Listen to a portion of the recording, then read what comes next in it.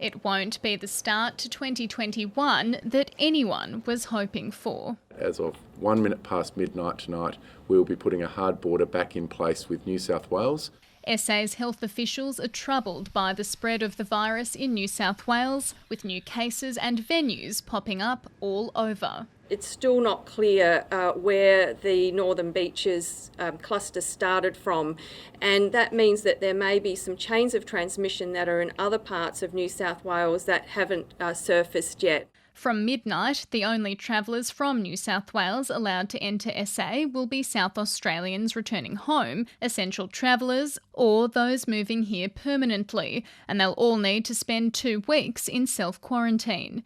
There'll also be a 100-kilometre buffer zone, allowing Broken Hill and Wentworth residents free movement in the state.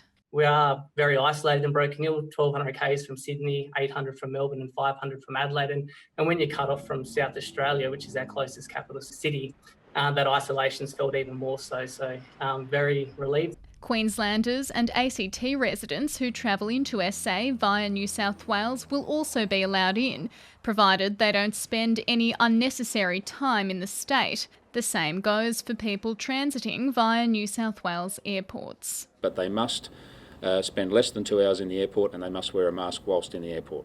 SA has recorded just 2 new cases of coronavirus today, both returned travellers in hotel quarantine.